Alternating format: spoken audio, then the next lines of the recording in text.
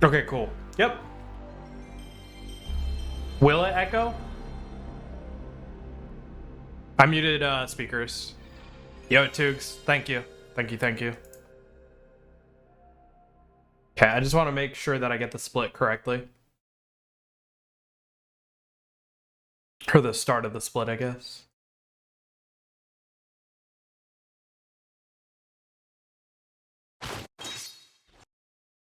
Let's do it! Cool. Yeah, Toogs, I actually saw you streaming that the other day. I was like, oh, it's sick. I love that game.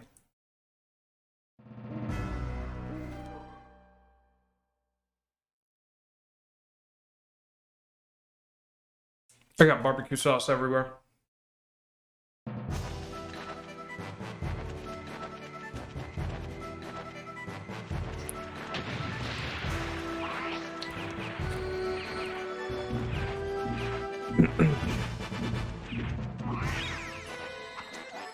So this beginning section is pretty straightforward.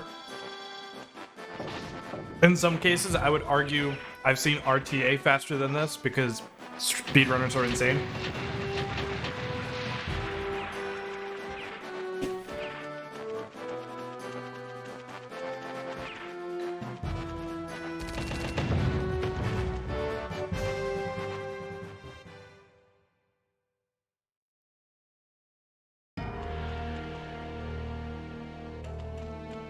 Yeah, which one's the short strat? What are you talking about?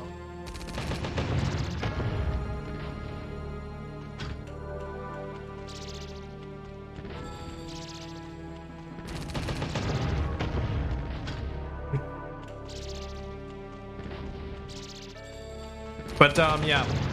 So it's to get money, because I didn't really plan a money route, because I'm dumb. Oh. Huh. But I thought the fact that I wouldn't need gels would actually make up for it. In hindsight, it does not.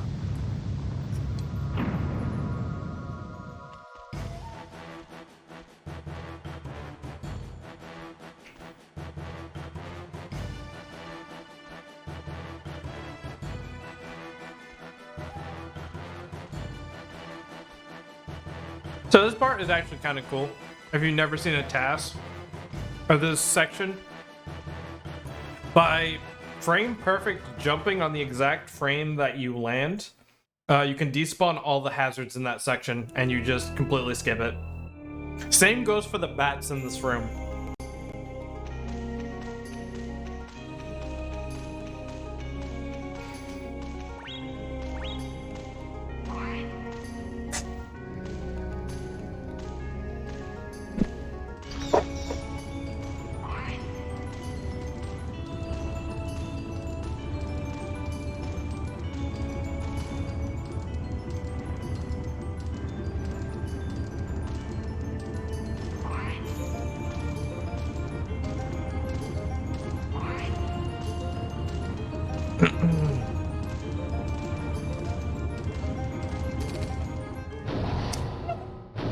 Okay.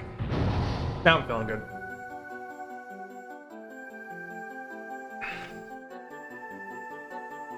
Yeah, I don't think anybody, at least I've never seen anybody, make it all the way to the top.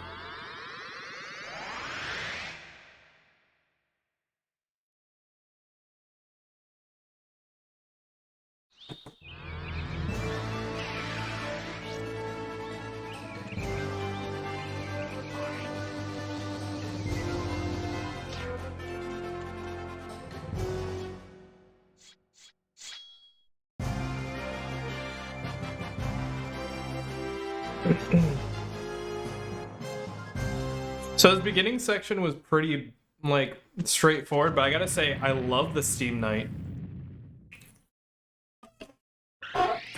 Shoutouts to Holy for, yes, these are running against World Record. Shoutouts to Holy for some of these strats coming up against Steam Night. There's some RNG manip going on. You'll see me do a bunch of random shit that doesn't seem to make sense.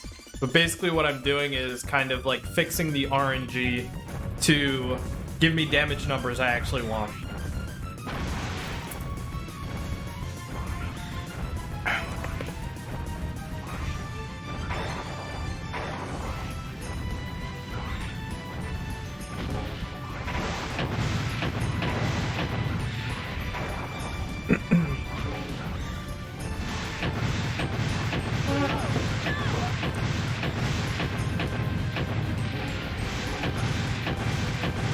Yeah, you're right, Short. It's true. I don't know what this game would be like without him. Oh, that was kind of weird.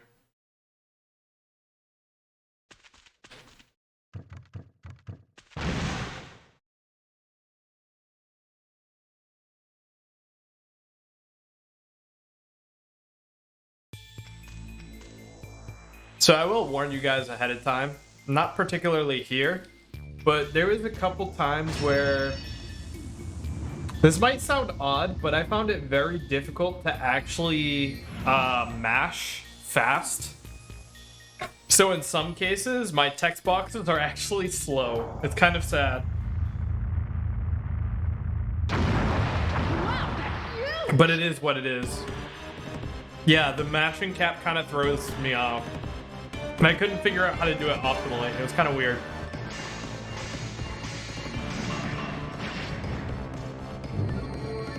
So here we get a double crit on Lumina, and as a result, instead of doing 2 Lumina swings, we're able to just use 3 fusion hits for the kill. It's a little bit faster. And a crit right there, and then a crit on the opposite side. Then 1 crit right there, and then a crit on the second Lumina swing. Allows you to do that as fast as possible.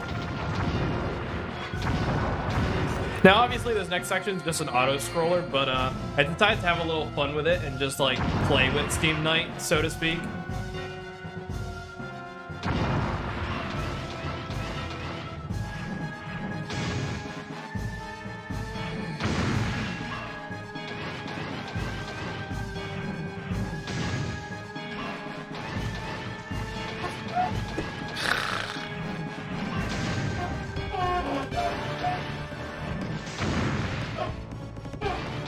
Yo, Magus, thank you for the 69 bits.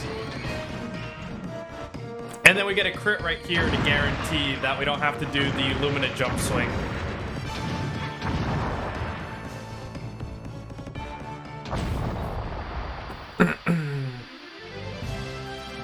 Hey, you forgot something!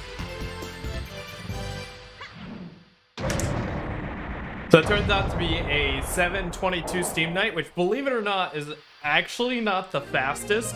I'm pretty sure Holy has done a 7:18 on J. So I forget what ZL said that probably equates to, but I think it's like potentially a 7:04 on NTSCU. But yo, Stroud. Tash. Thank you, Stroud, for 25 months. Love you, buddy. Love seeing you the other day, by the way. Credit warp TAS, yeah. I don't want to let anybody down, but we're not doing anything that groundbreaking tonight.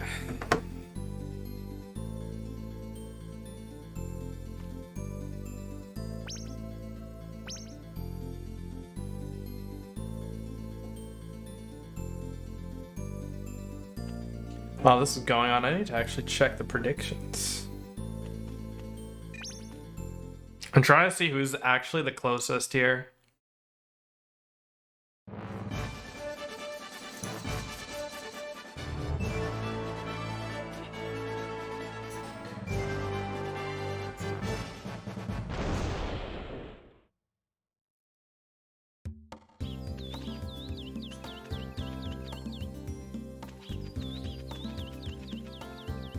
So this next section is pretty straightforward.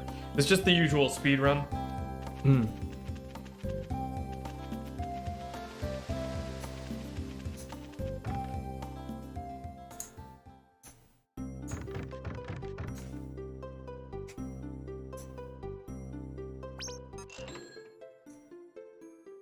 just trying to see who wins, because someone didn't get super close actually, but someone got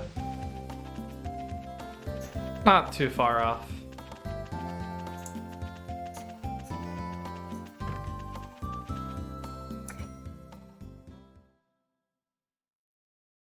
So one important thing to note about this section, on the way back, you'll notice that I actually delay the hop assimilation until the very last possible moment, so that I can use regular moment for as long as possible, because hop movement is slower than normal movement.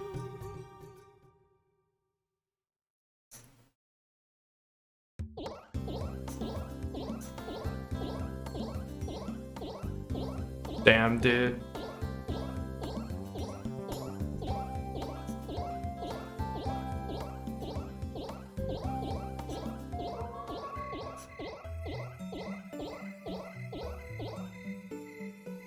Okay. How many submissions did I get? 11 for the prediction.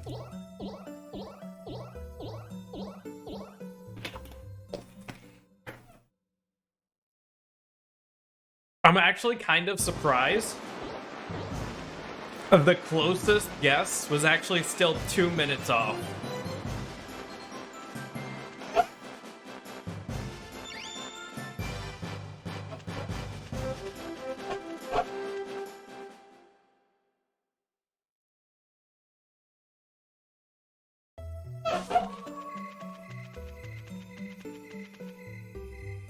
Well, I'll leave that up for you guys to find out, because I will take over or under. I'm not the type of person who says, oh, if it's over, it doesn't count. So we sleep here. We do the quote-unquote new route where we do Macho skip. It turns out, in the long run, it is actually slower in a TAS to do Macho skip than to not. So I should have slept an extra 3 hours right here and made it 15:15.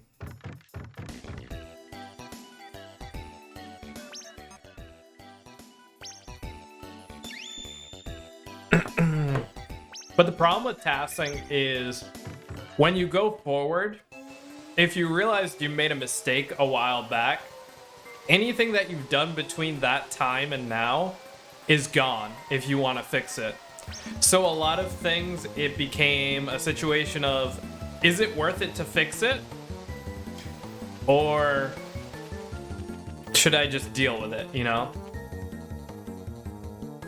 And this was one of those things where I felt like if I kept going back and fixing things, I was never gonna finish this. So a lot of things I ended up just dealing with. So we got Macho skip right here, and we're entering Twin Peak. We save a decent amount of time because we did buy gels. That's where most of that time save comes from. This is actually a really cool strat too. I think ZL might have been the one to theorize this, and then I put it into action. So we actually skipped the Man-Eater for now. Didn't? It was, right? Yeah, okay, I thought so. Listen, my memory is not very good. You know this by now. So, we're still gonna end up shrinking that Man-Eater.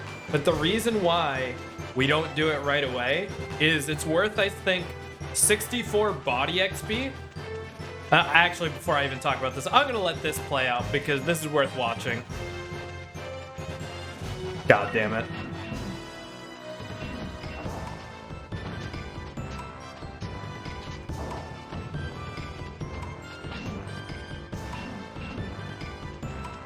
And we're done with Steamwood Skip.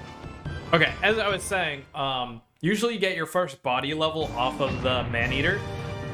But the Man-Eater gives 64 body XP, and a level is only, I think it's 32. So you end up with 32 body XP that goes completely wasted.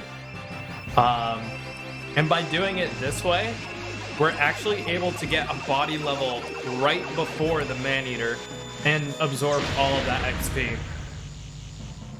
Now granted, because I'm terrible at planning, I don't actually utilize that extra level, unfortunately. But it's definitely a jumping off point for the future. Yeah, and this is an example of how my text boxes got really screwed up. Every once in a while you'll hear a little bit of voice acting that you really shouldn't. Did you route this beforehand? No. Straight up, I did not. How feasible is that SWS strat? It's not. Don't even get me started.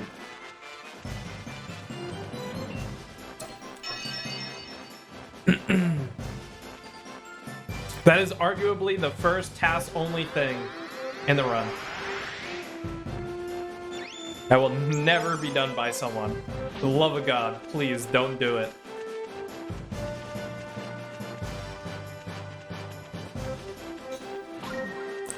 So yeah, this is actually, this strat for the Man-Eater is kind of also luck-based, because in order to kill all the magicians without wasting time, you do have to get some crits.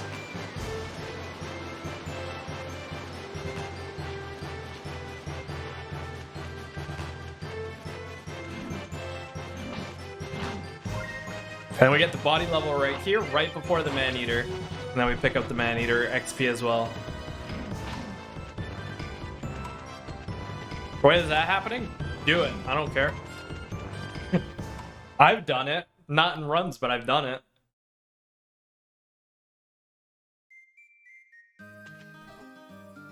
Yeah. It's just not worth it. There are things that are doable, but just not worth it.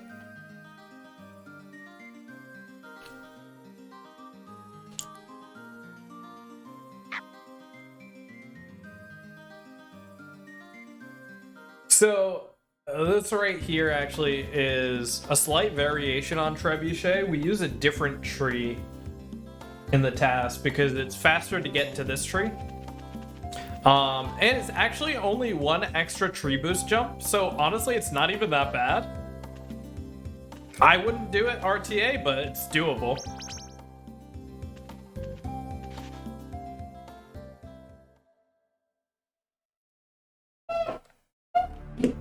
Sorry, my chair is really squeaky.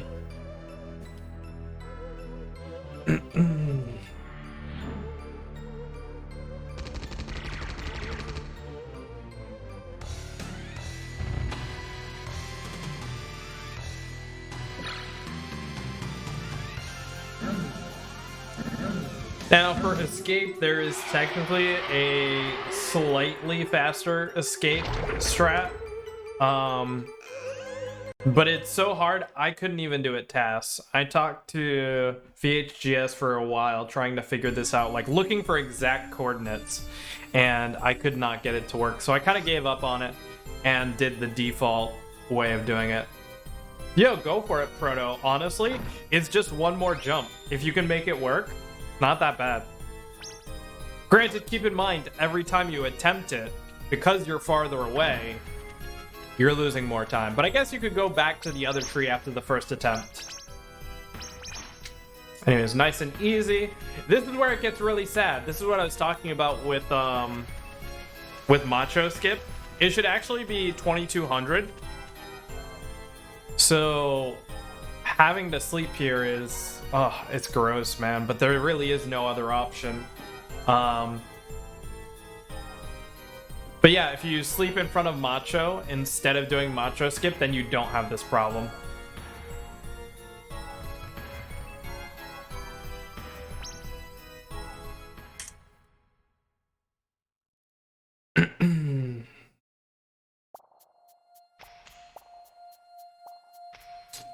So we start with Dark Room.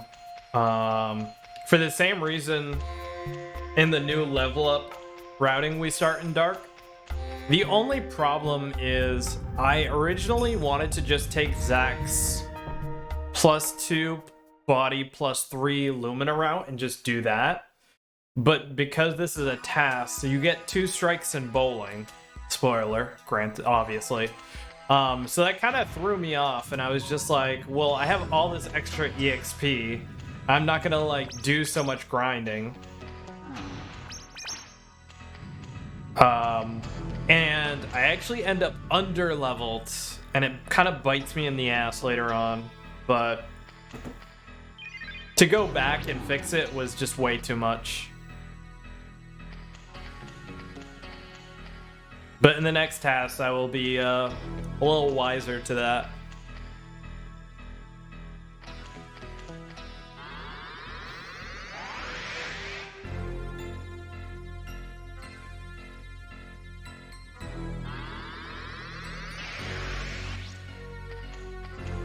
These rooms are pretty straightforward, honestly. Dark room's kind of boring.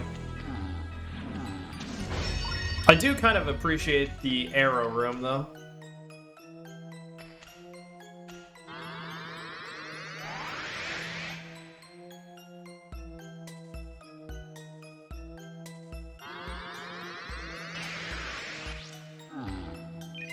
Go for one last shrink here. After that shrink, I kind of realized about the whole strike situation.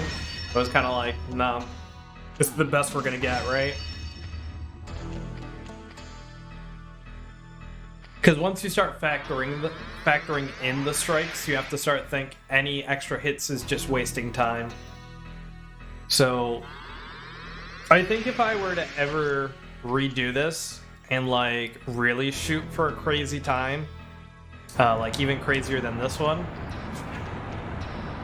I am going to like sit down and like literally route out every single XP per level to find the optimal way. The same way ZL did with the any percent route.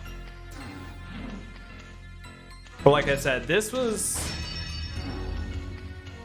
more me wanting to get my feet wet and just getting something done.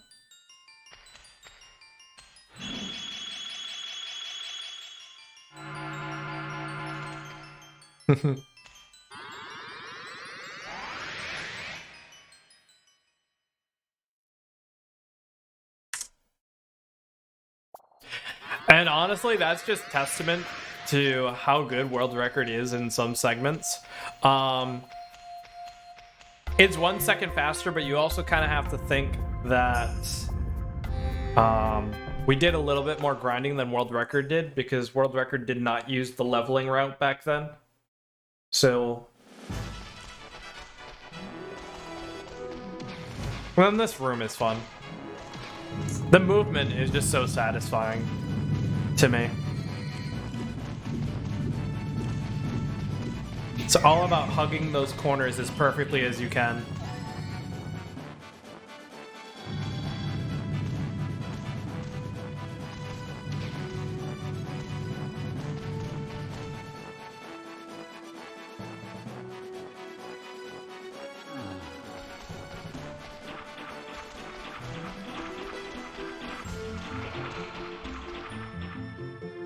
And naturally we dodge all the arrows because taking damage is slow.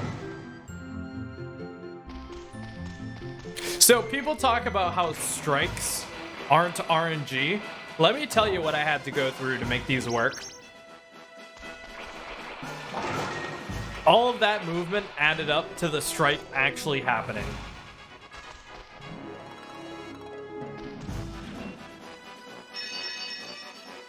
So you can throw the bowling ball, change scrolls, and then start moving around.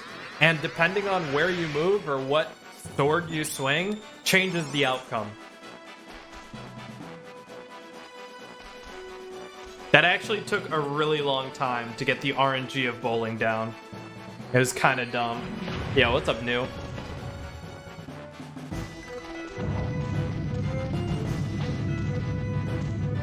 Also, I'm pretty sure Short loves this strategy. This one's for the swag. Is it consistent though? No. There's no level of consistency with RNG, let's be honest.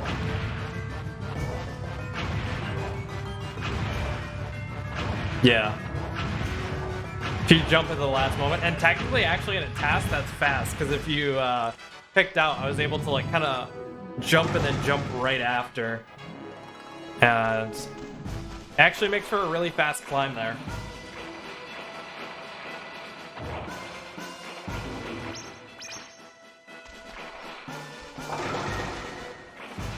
And that's how we get strikes. Oh, it's so dumb. It's really unfortunate. I wish bowling was actually consistent. It's funny because so many people in runs are like, yeah, I get it like 50% of the time. And I'm just like, yeah, because I can't get it to happen in like 45 minutes of doing it frame by frame.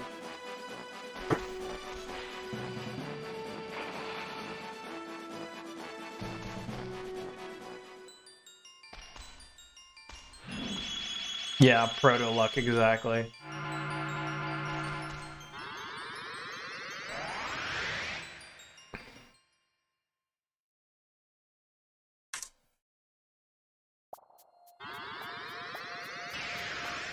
And then this one, movement-wise, just has to be one of the most satisfying rooms in the game. Oh. This one felt really good. You really have to watch closely to appreciate the nuance of this room.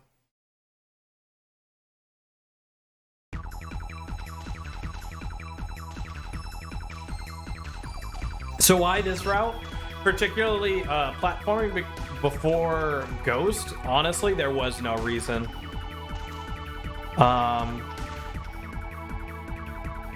Yeah, when you're not struggling with HP, there's no reason, right?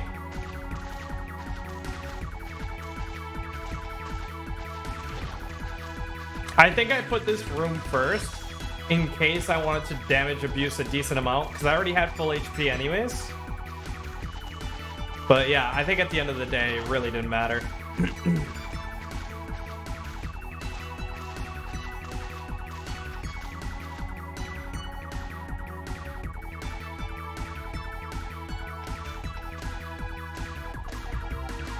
So you'll notice on that section right there, I jumped on the first block and then ran on the second one. And then this one, I run on the first one and jump on the second one. That's because based on the way they're spinning, it's actually faster to run with the block than against it, which is why I jump when it's against the current, basically. And then this is a neat little strat, which people have actually done that in runs, but it's usually more risk than it's worth, so people don't do that strat very often. But that is RTA viable.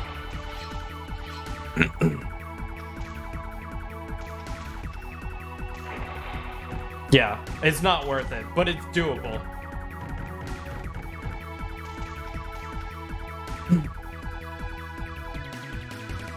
I like this last room. I tried to do a cheeky damage boost.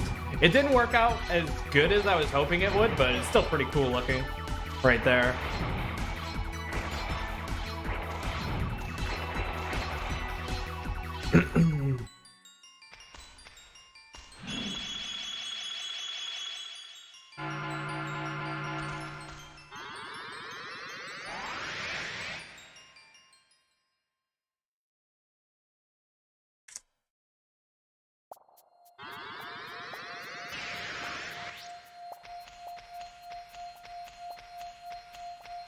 And last but not least, Ghost Room. I was actually kind of happy. I found a strat here that I think might... I don't know if it's worth it, but it's definitely RTA viable. And I've never seen anybody do it. It's on this first platform you land, actually taking a quick nap right here. You can actually get a 45-minute nap right there and not lose any time.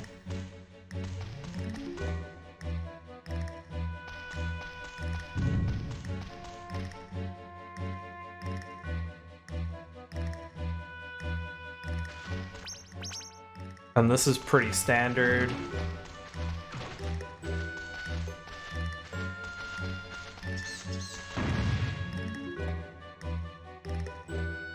Damage boost blocks. Yeah, we were talking about this a couple days ago, right?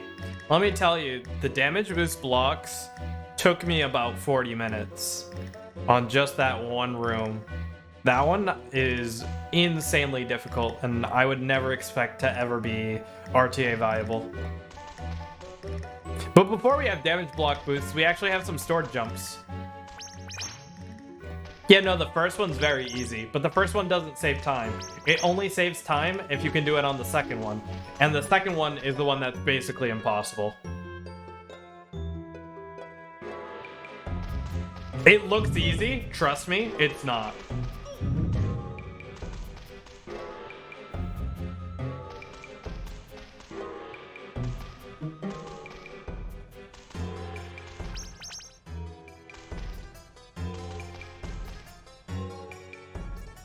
I really like this next room too. This is a strat you could do actually. It's a little bit tough, but if you jump earlier, you don't have to go all the way to the left to go off the platform. The platform is kind of like, it has like a little lip on the sides of them, so you can actually jump off of them.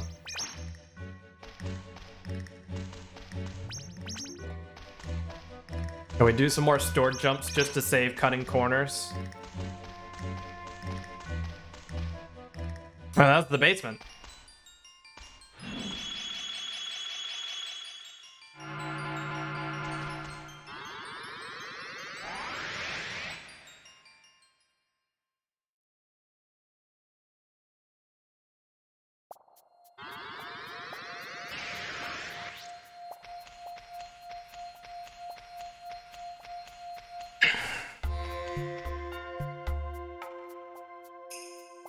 Did I time those? What do you mean? Oh, to see if they're faster? I didn't. But I'm pretty sure BHGS at one point said that they were, and I take his word usually.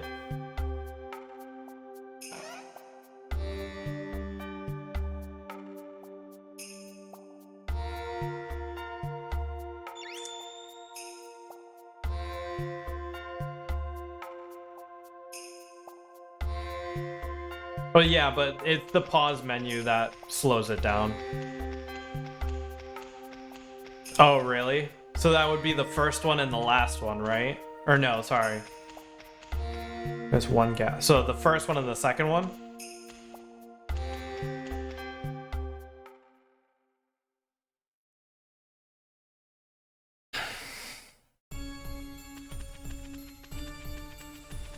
So then we take a quick nap, so we're gonna go appraise the belt. This is when we start to run into money issues because I was dumb and didn't plan anything out.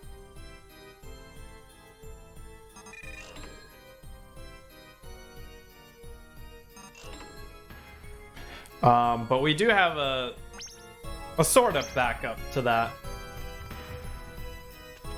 But it ends up just pushing the time loss later on further and further.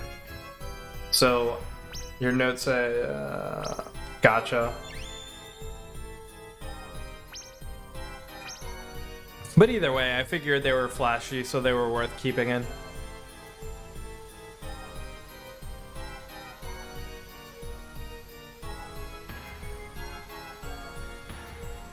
Yeah, that is also a factor.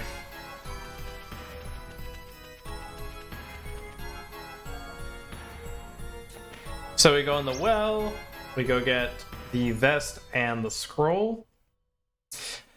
We do the vest from a very low jump, which I'm not even sure if it's faster to do it this way.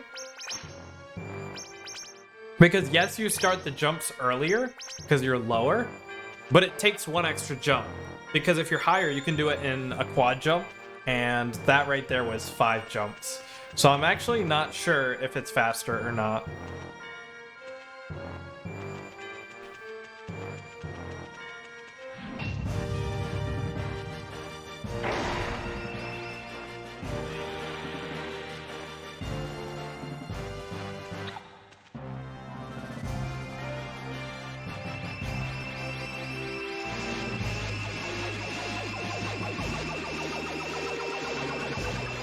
People thought it would be faster on the way back.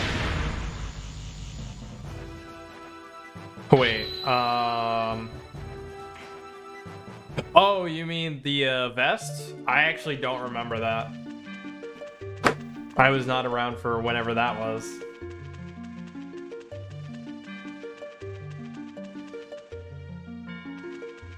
The pillar on the right. Oh, ew. Yeah, no thank you. That sounds so far away. Alright, so this is where we run into a little bit of a problem. We are out of money, but because we have double jump, we can kind of solve this problem.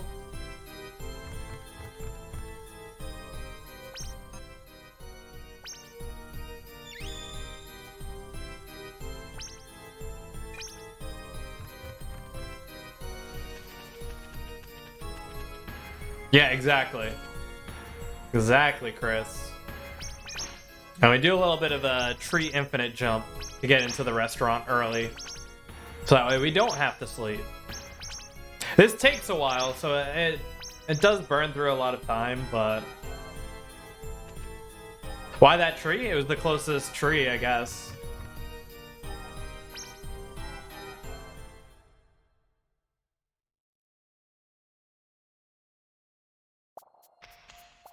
Closest to what? The restaurant, right? Or it was the closest to where you are from the pawn shop, right? Did I miss a tree that was even closer or something?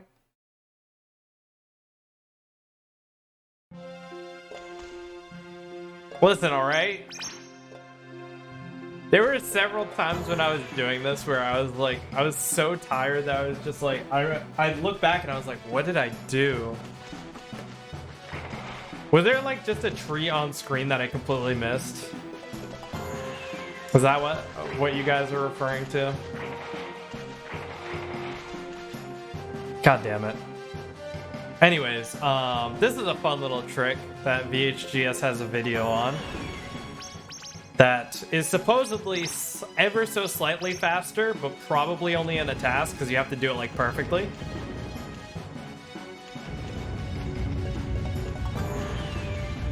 Well, I feel like it's more important to get the height early than the distance, because if you go right next to the restaurant and you start doing it, you're gonna have to wait a while to actually gain the height.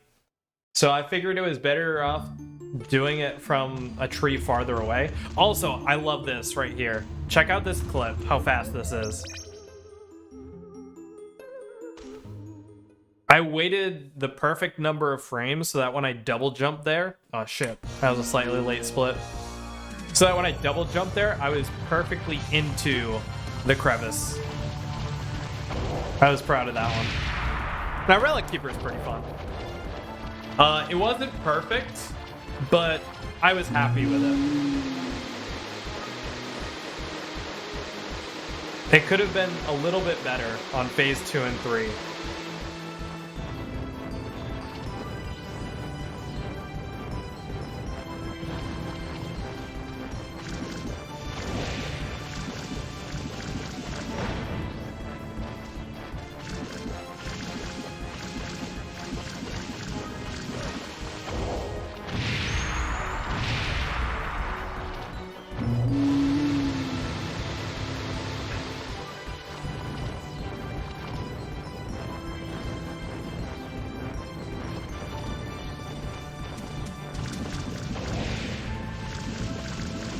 What I appreciate about phase 2 though, there's so many different ways to do it.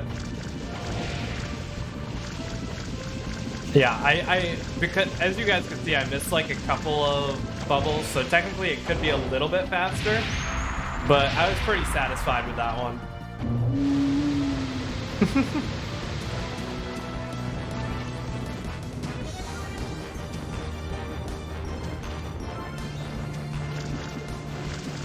And then phase 3 was definitely the worst of the 3.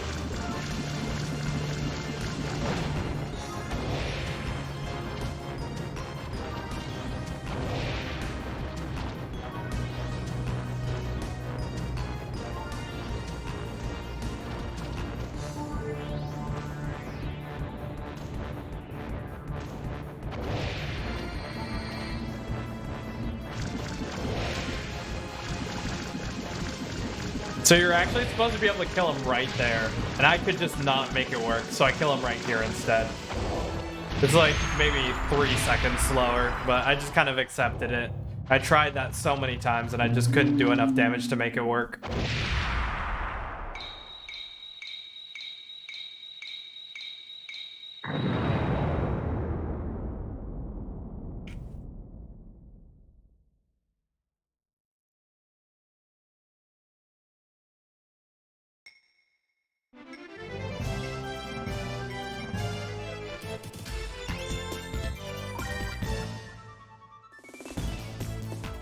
And so I was talking earlier about how I made a mistake as far as money, but then I used that infinite jump to make up for it. But at this point, it kind of comes back to bite me because I entered the restaurant at 1500 hours, and the next section has to be done by 7 o'clock. So I'm forced to sleep here for 6 hours because that's all I have money for. And then I sleep about I think an hour and a half in front of the hopper, which honestly made me very sad, but it was one of those things where in order for me to fix that, I had to go so far back that I couldn't stand the idea of having to redo so much. Especially Relic Keeper. Relic Keeper took me a really long time. We actually enter a different side of Meandering Forest than usual.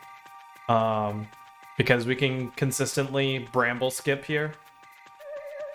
I don't actually know if it's faster, but the fact that I don't have to assimilate Hopper makes me think it could be faster. It's something to potentially time for sure.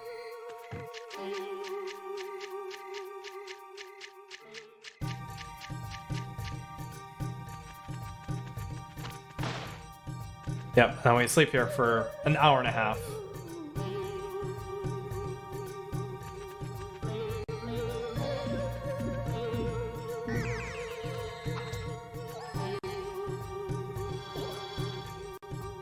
And this good old slug jump.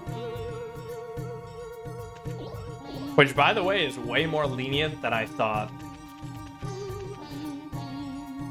You have very many frames to work with on that trick. So with TAS runs, is the purpose of them to see how to optimize a run? I mean, different TASs have different goals in mind. Some are literally to see just how absolutely perfect a run could be. Some are to showcase flashy things that aren't usually possible, just because of how precise they are. In this case, it's kind of a combination of three things. The two I just mentioned, but also kind of educational, just to kind of teach myself. One, how to TAS in general. And two, just how to look for things, I guess. I don't know, like, a lot of this for me was educational. That too, actually. ZL's kind of right. It was to burn time, but I enjoyed it.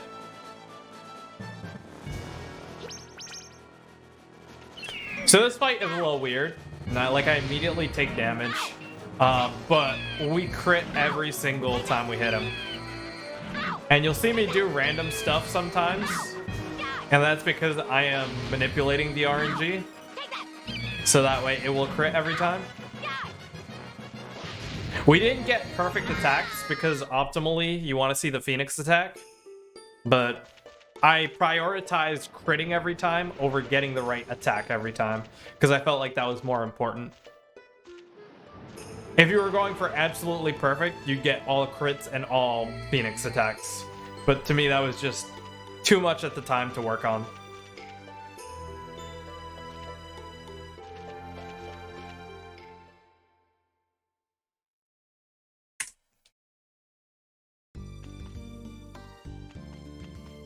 Yeah, so as far as how they work, you basically boot up an emulator and you hotkey to something the ability to move one frame forward, and you kind of have to think of like old school animators, how they would draw a frame and then they would draw another frame and they would keep going.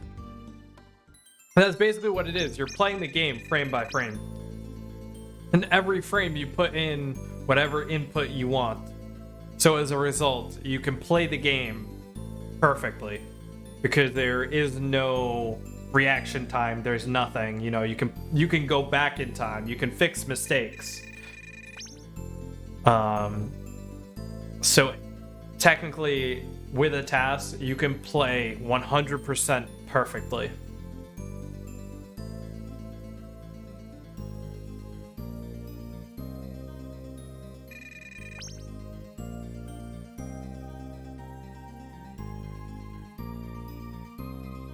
So, unfortunately, we talked to the 3 mercenaries. No, I've already clarified that this is not the result. You can, but this is not that.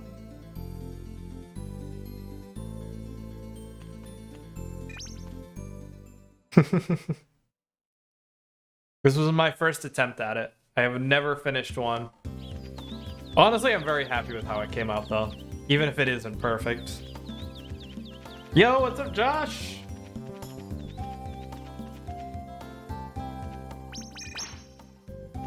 Alright, so we go to Meandering Forest. I'm pretty sure this is pretty straightforward. There is one thing I actually do want to mention in this section. How's it going? I'm not playing. This is a TAS. We're basically watching a video back. So this was the first section where I dealt with the fact that I was low on money and I had to do something about it. So I decided to mess with the idea of if I can RNG crits in, then I can RNG drops in. And if you can RNG drops in, that means you can make everything drop 500 grand, right? Not necessarily, actually. In this situation, right here, that enemy right there, I tried for 45 minutes. I could not get him to drop 500 grand. I'm not sure if it's impossible or what was going on. I tried a lot of different movement techniques, and I got almost every other drop, except for 500 and a few of the hearts would not pop up. But you'll see in this Frost Palace coming up that we do a lot of drop manipulation. That took a little bit of work to do, and I think really paid off. I thought it was really cool, especially this one room that'll come up near the end.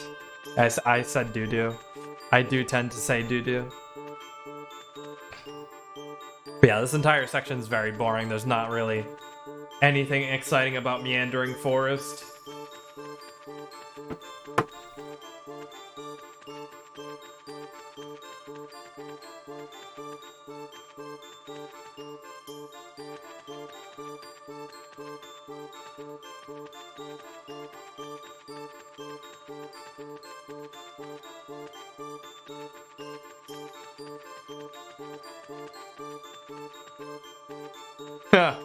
Yeah, you'd save like 2 minutes or something. Well, honestly, Meandering Forest, skip. It's been talked about in specific ways, not going from the forest straight into Frost Palace, but in other ways, like skipping Frost Palace entirely, but that's another story that seems impossible.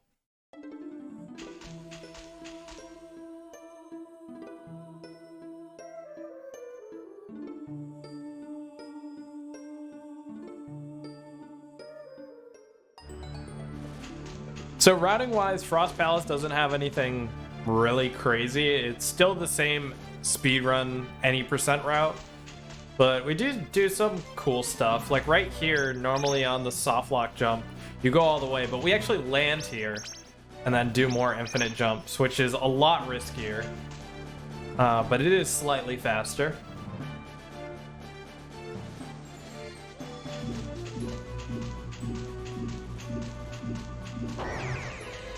We grab clone.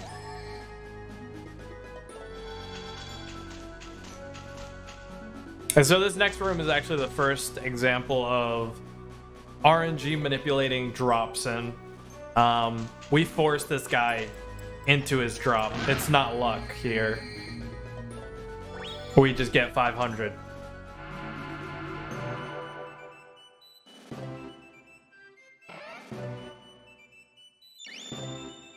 And so you'll kind of notice a theme in Frost Palace.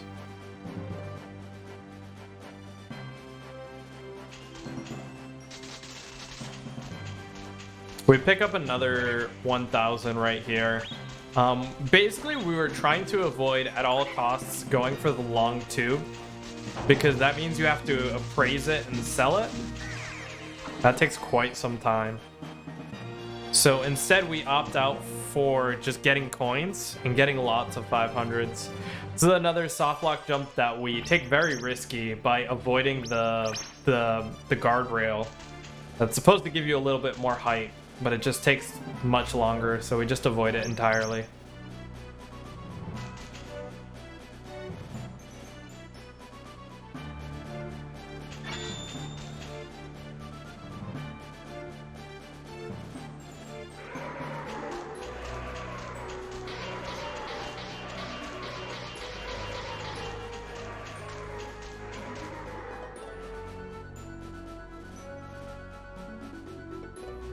Dude, I wish Zeal. That'd be so sick if we could figure out how to figure out that crest bullshit. That'd be so cool.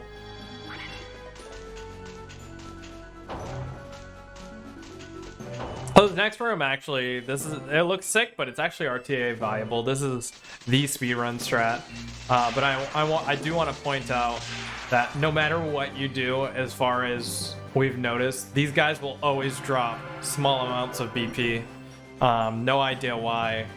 Only in this room.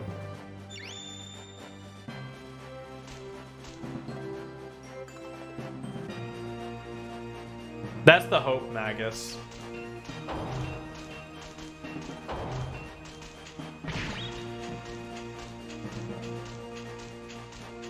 So it's kind of unfortunate.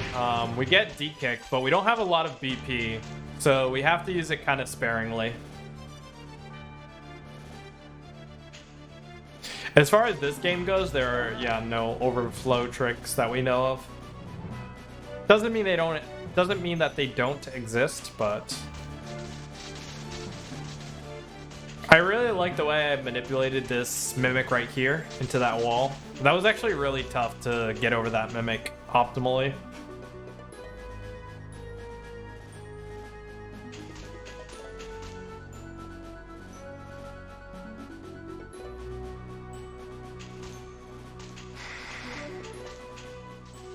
Now the red eye room, this one, I love this room coming up.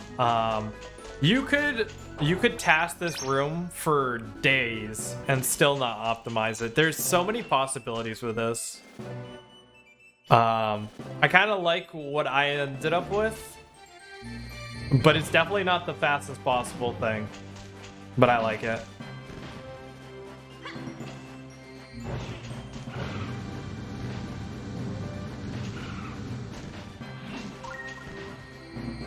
So you'll notice we already manipped the 100 BP in.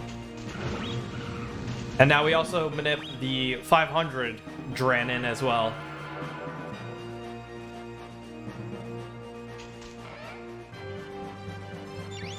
So now we're good for money and we can start D-kicking again.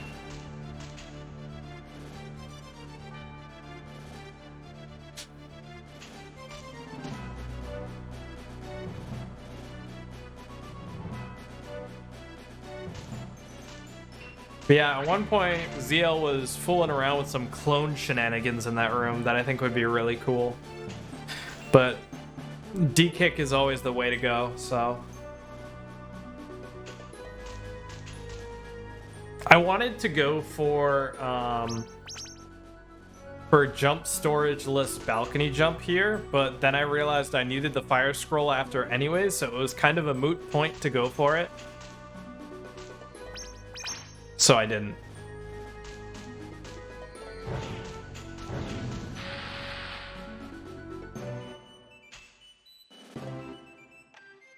Yeah, exactly.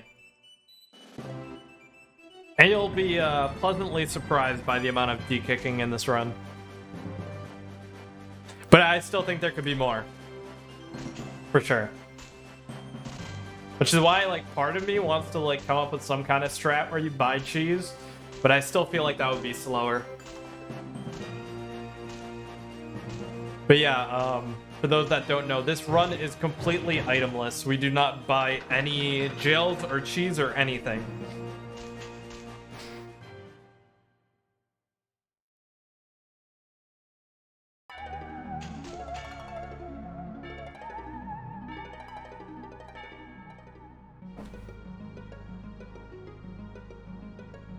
So now going back to when we infinite jumped into the restaurant, because we didn't sleep that time, we're actually behind on sleep.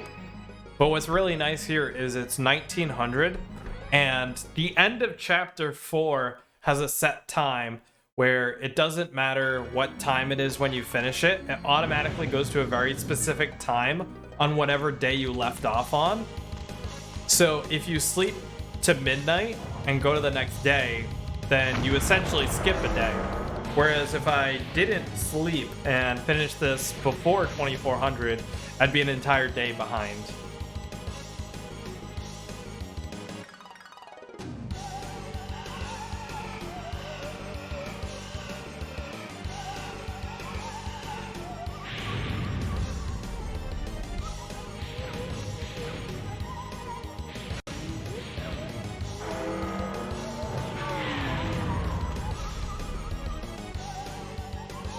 But also keep in mind, we're down to 14 BP at this point.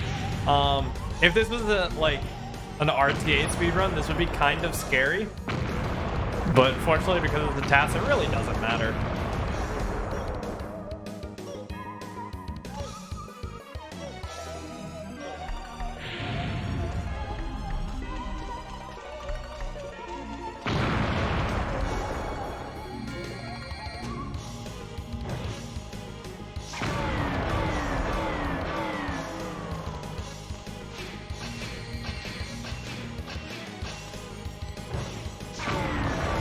I really appreciate how fast these core hits are, though. They're actually on the first possible frame every time. It looks very nice. What's funny, actually, is I was planning on RNG manipping Frost Dragon to land on the left time every time, but I actually didn't have to. It just kind of did.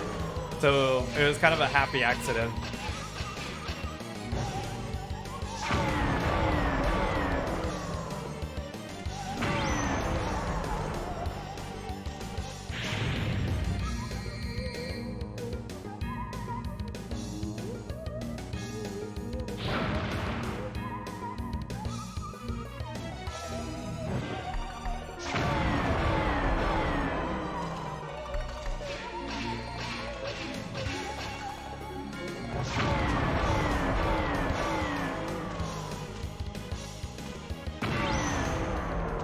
Here we go straight back to the middle to skip some of that cutscene.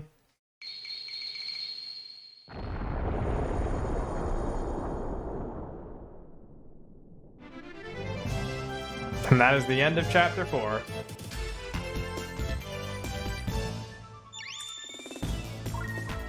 Which is, by the way, only 7 seconds faster than world record. It's kind of nuts.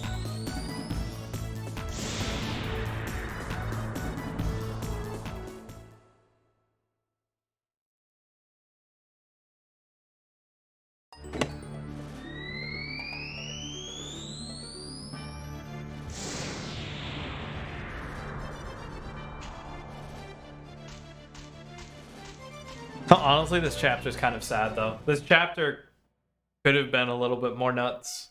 But because of the whole bowling situation where I thought I was over-leveled, I actually ended up under-leveled. And as a result, I lose a lot of time on Ant Queen. And by a lot, I mean like literally a minute. But, in order to fix that, I would have to go all the way back to Frost Palace, which means I would have had to completely redo chapter 4 and 5 by the time I realized it. And I figured if I did that, I would have been like, I give up, you know?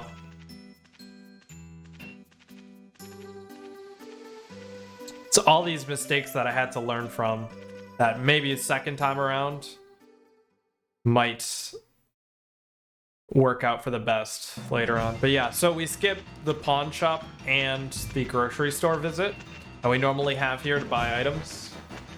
Because, I mean, are we really scared of chapter 6? There is one thing I would like to point out, though. We usually buy 3 cheese, and that is for the 3 double doors that we have to shoot 6 grenades at. I'm curious if anyone has any idea how I plan on dealing with the 3rd door. That isn't Zach, because I already told him how I did this.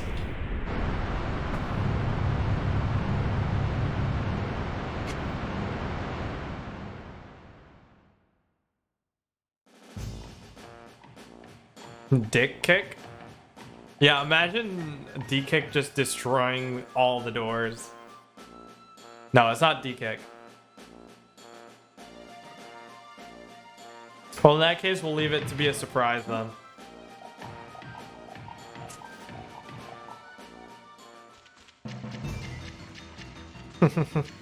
Yeah, unfortunately, another situation where we're just out of BP. I did not discover a clip. I wish I did. I actually tried that at one point, but I could not get it to work. Something else. And I was actually really concerned because, like, obviously I didn't buy cheese, and I was like, I have this strat in mind that I don't know if it's gonna work. And if it doesn't, I'm completely boned.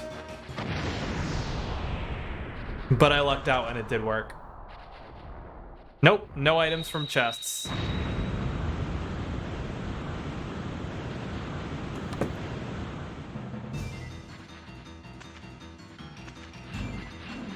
I also tried out double jumping polygonal jumps there. Doesn't seem very fast, but I wanted to see what it looked like. Did I taco?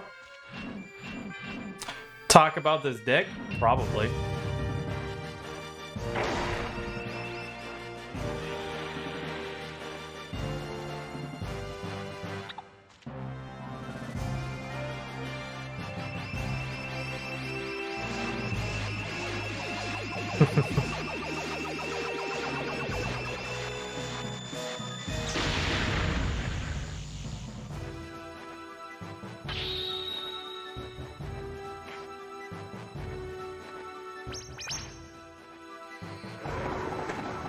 So this is all pretty straightforward stuff, just the usual speedrun. I will say at this point, Relic had theorized a possible strat where you can skip gondola crit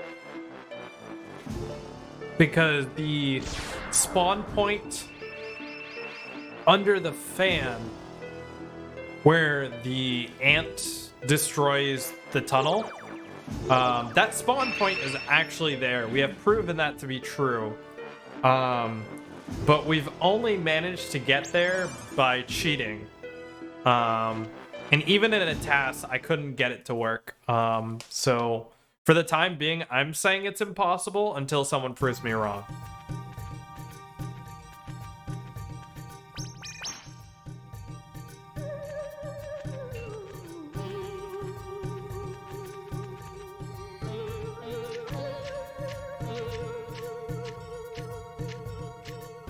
But if it were possible, that'd be a big time save.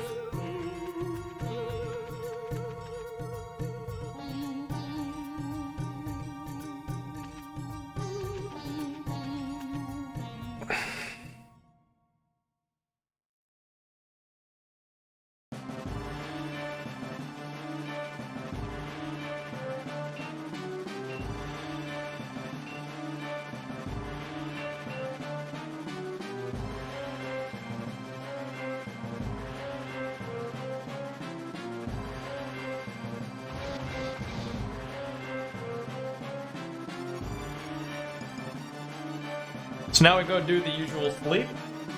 We got enough money during Frost Palace. We actually planned that out correctly, so that was really nice.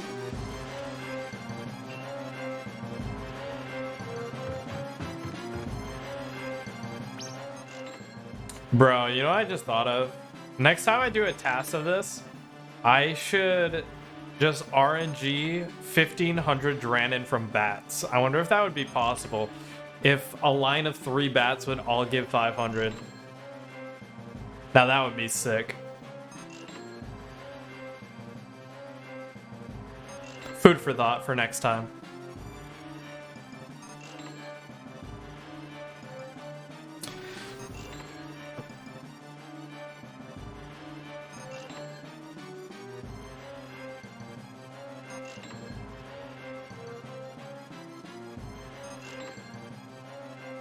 It probably would, but it'd look pretty cool.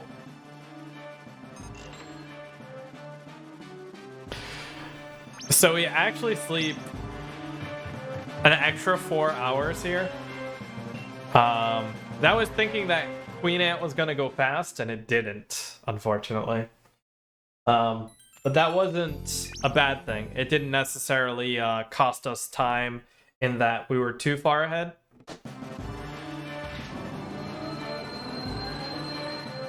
Oh, the split's coming up.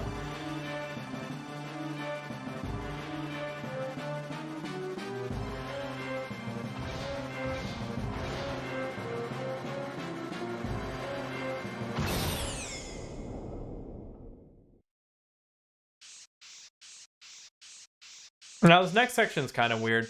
I was definitely starting to feel some burnout where I just didn't know what I wanted to do anymore, and I just kind of like, whenever something didn't go right, I just kind of gave up pretty quickly.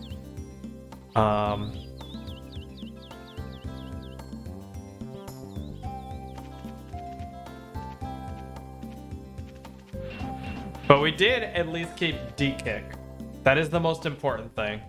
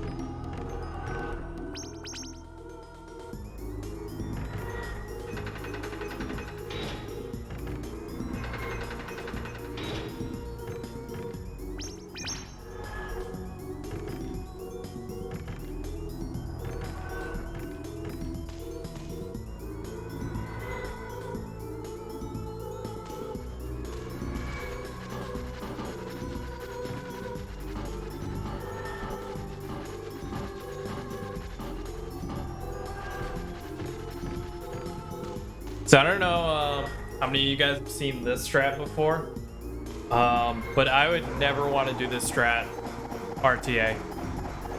It doesn't look that bad, but then when I started TASing it out, oh my god, this strat is awful. It is so insanely precise to do these jumps coming up right here. This part is like near perfect.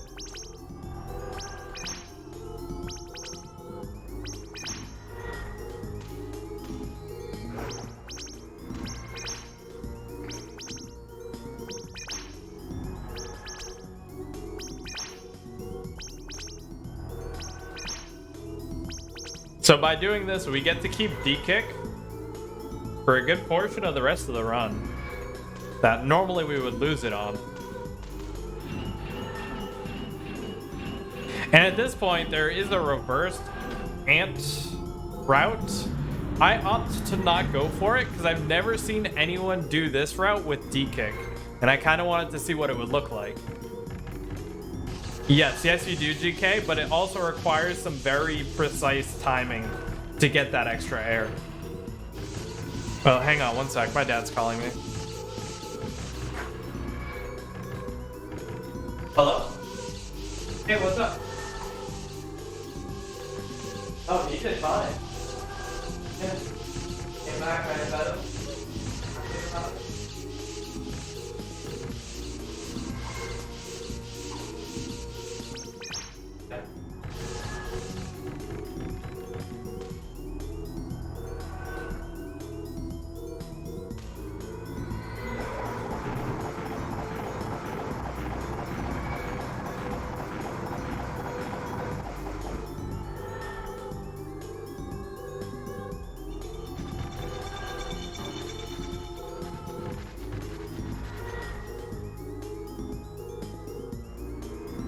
Yeah.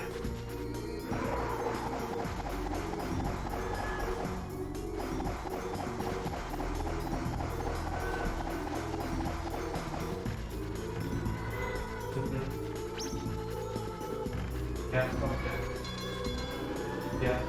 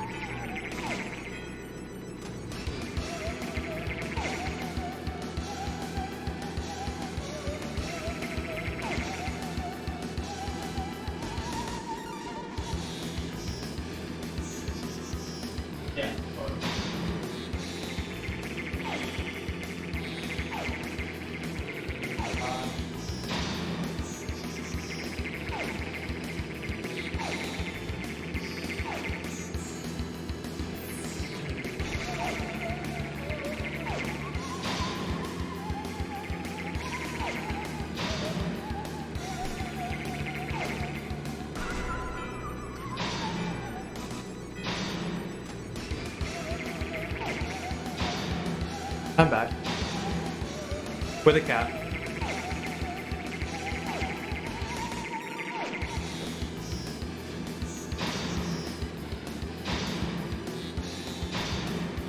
Yeah, so as you can see, for this section, I was literally trying to be as close to getting hit without actually getting hit. So yeah.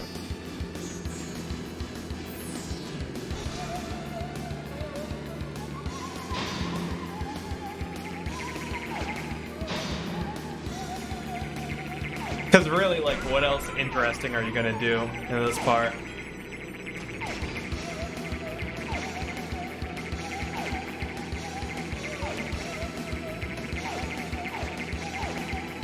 Oh!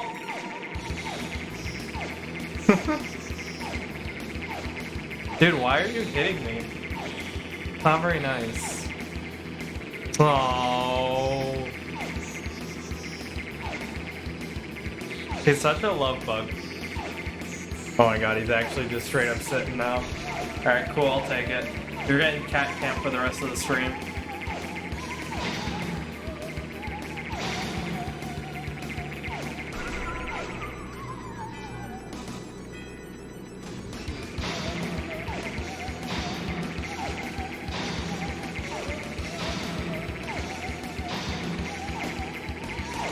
Are you going? Yeah, you're going. Oh, big stretch.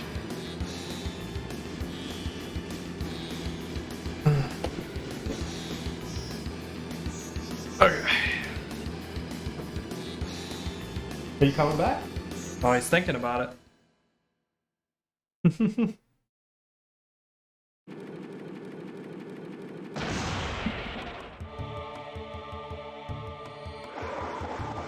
Yeah, so for this boss, we actually opt for a low BP strat instead of poison. Yeah, no exactly, he just went. Shoutouts to Zach for actually running the low BP strats at one point for this fight. I totally missed that split, unfortunately. Yeah, I know. I'll get the next one. So yeah, Queen Ant, unfortunately, despite the fact that I get all crits, does not work out the way we want it to. I was just too low leveled to get the damage rolls that we want. And as such, this fight actually kind of sucks.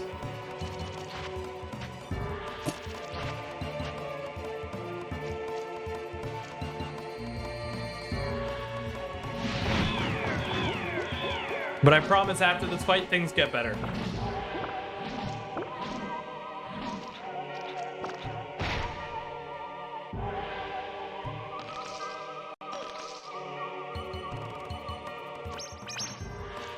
I kind of like this strat right here.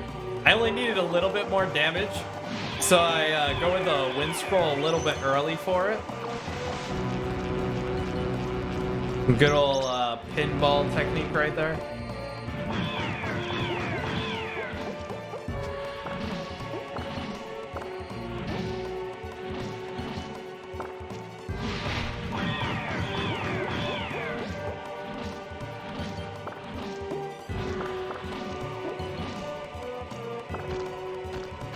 Yeah, I know. But honestly, it's just not enough. It's not as much as it could be.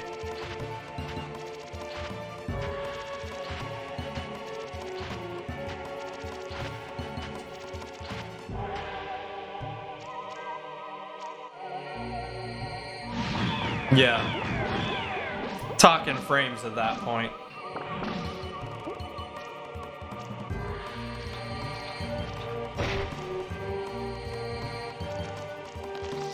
And dude, I don't know why, breaking free out of that grab was actually really difficult to do on TAS.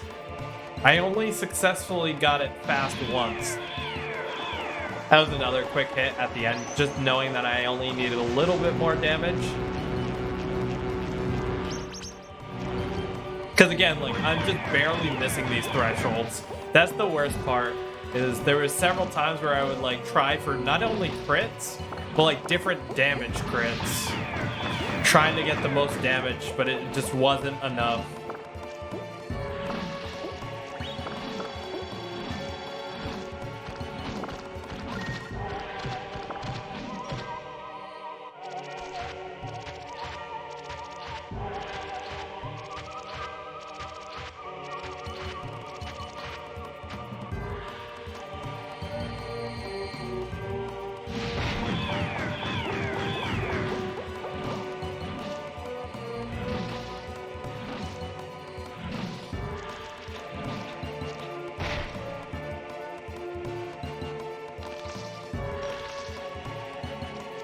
See, that was the one that actually broke out really fast. Otherwise, the other two were very slow.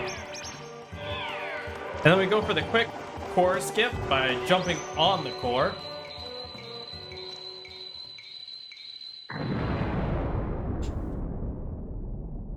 This saves like 3 seconds, I think, because you spawn right next to the core.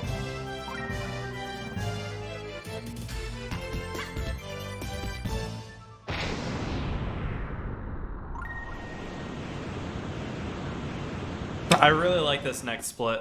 This next split is pretty satisfying.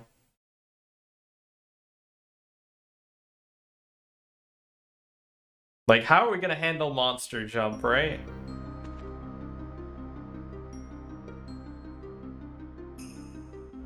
This is another good example of my mashing sucking and missing out on text boxes. I still don't know how this happened. Well, Already. man, So you. sure. We just... You can watch the rest later, okay? You mean you. John!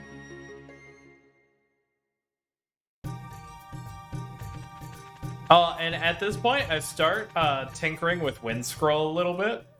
So there's this thing where if you go diagonal with Wind Scroll, you actually move faster than you do horizontal and vertical. No idea why. So we try to abuse it here, but I'm not really all that positive of how fast it is. But I figured it was a good thing to do, and then maybe time later. So we do that twice here.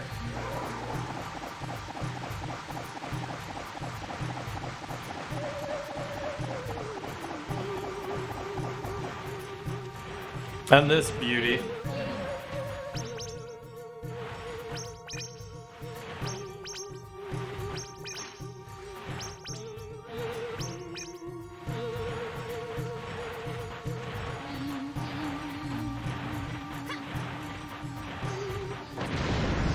Save about 20 seconds there.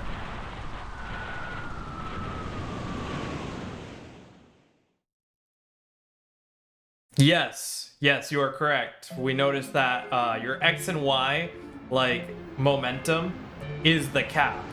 But it's the cap of both at the same time, right?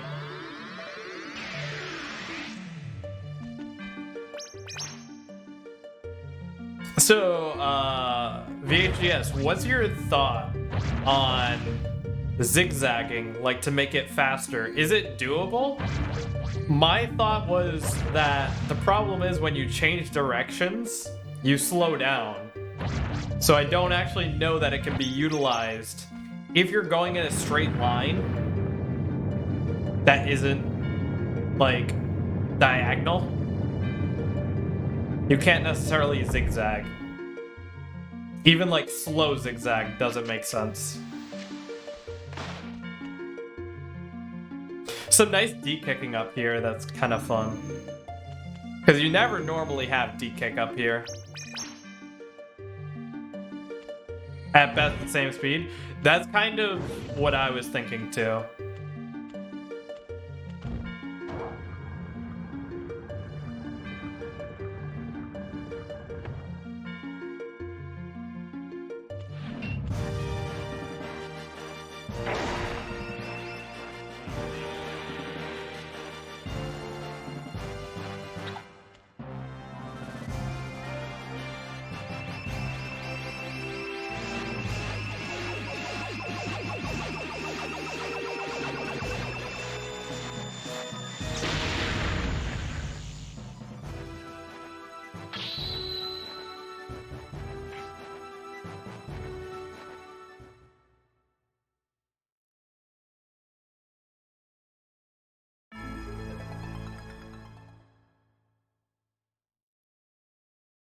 So yeah, I was trying to figure out, because Sky Scroll kind of works the same way, I think.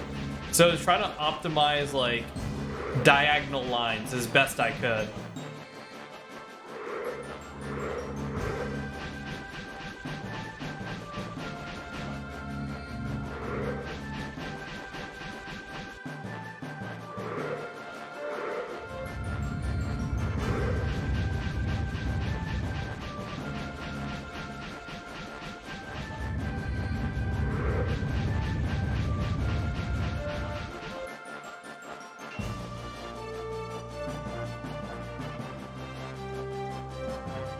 So I make a mistake here. I started spamming D-kick through this section. I think this was actually a mistake. You may notice that I feel like I don't get the same amount of height in the section using D-kick, and as a result, I feel like I'm forced to spam it more frequently. I feel like I'm losing time because of it. Yeah, I was trying to zigzag here as well. Let's see how it would look. But yeah, so yet again, the curse of D-kick is that it feels great while you have it, but it doesn't last very long because you run out of BP very quickly.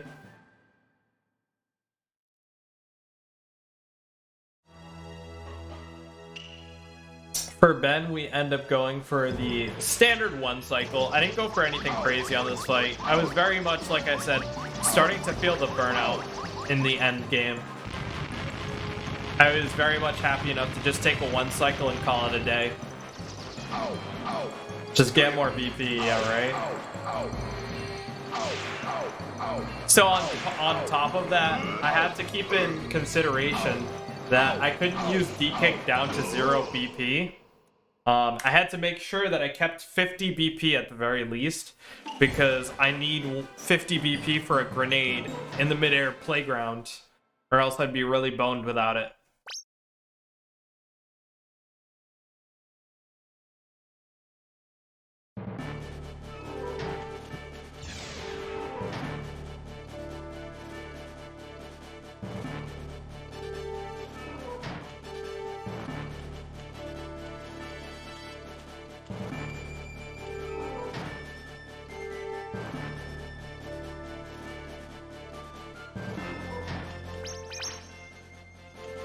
This section's pretty straightforward. I don't really have D-kick for very long because I'm already getting very close to 50 BP before I just run out.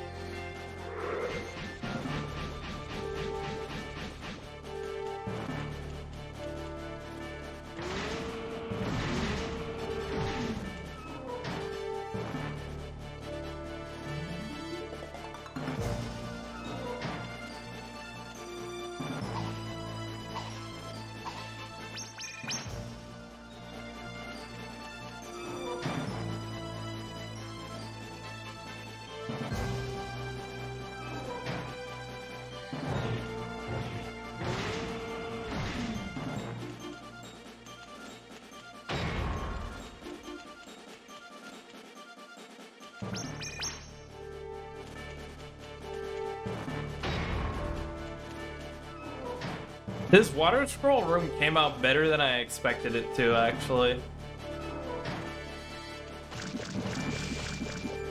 I was able to hit both torches very easily, so I didn't have to go very far left.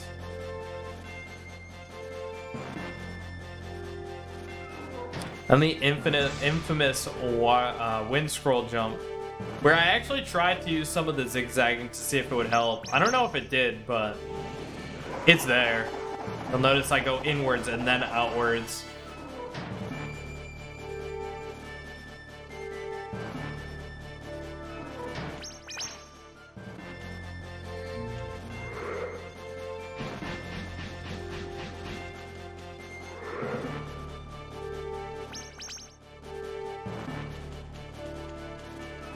And then there's Ed, which honestly there's not a whole lot to say other than, yeah, of course we make crits every single time.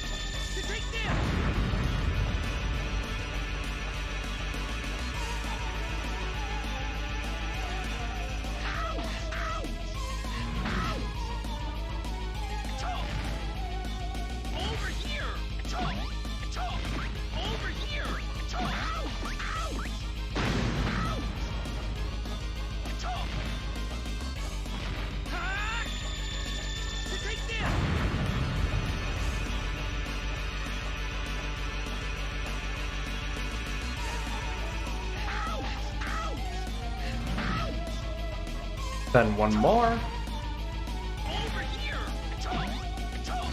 Over here! No way!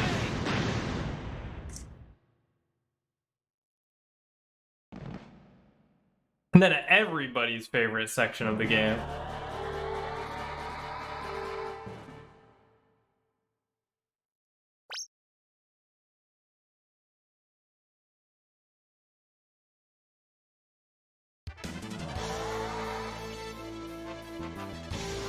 Man, your PB sucks. Yo, don't talk shit about your PP until you see this next split, actually. Yo, what's up, Ganma? I'm glad.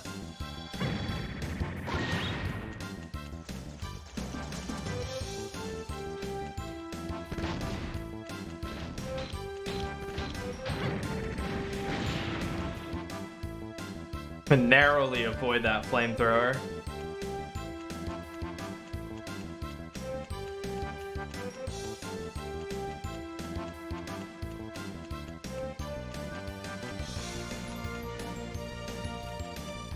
I get a little bit of a momentum boost right there from that enemy, which I was specifically trying for. I was happy when I got it.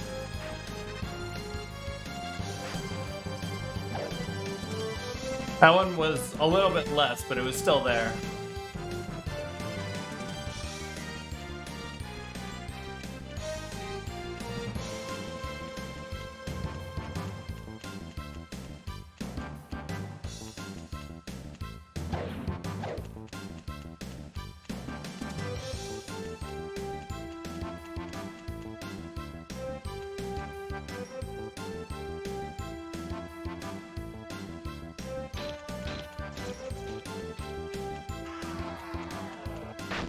So Zach, I expect some comparisons for double doors coming up, because I give you all of the double doors to work with. Is aid slow?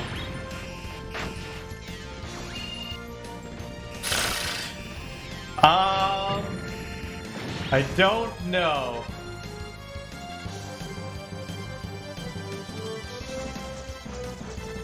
Which one's AIDS?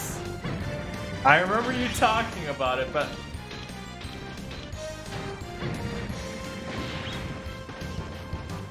Also, this trick right here, not this one. This trick is slow, but I want to do it because it's flashy. Oh, okay. Yeah.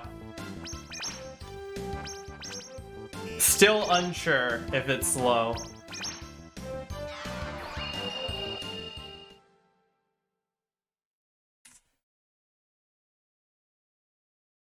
Well, I think Kelsey's home. I just heard the door.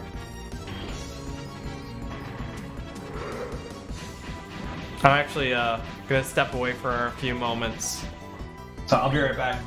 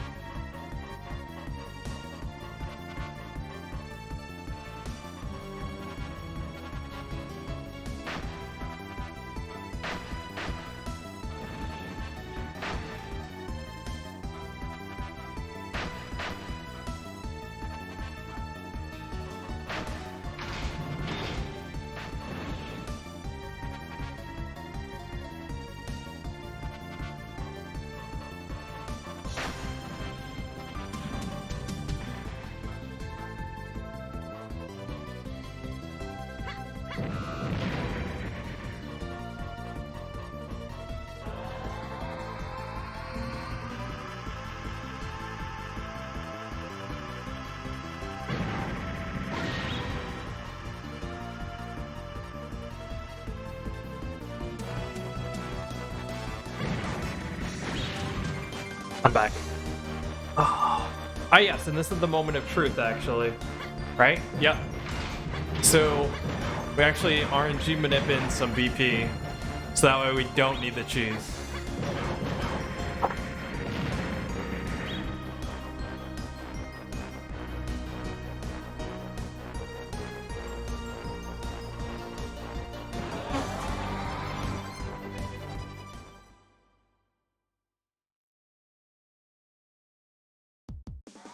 And then unfortunately, Topo's just Topo. There's nothing special to Topo.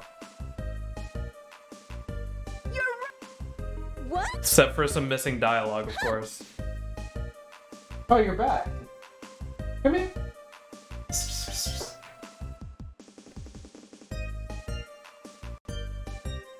He was cuddling with me before.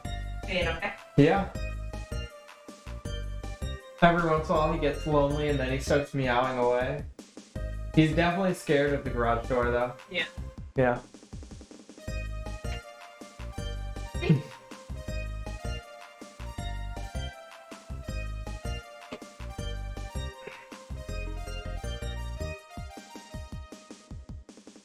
Yeah, so we actually think Duncan's scared of the garage door because every time we open or close it, we can only find him hiding under the bed.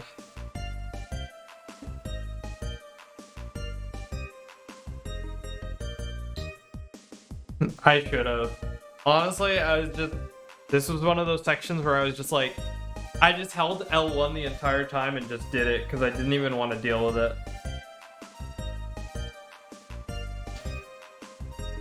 But I did do the slight tribute to several people by doing the extra songs at the end.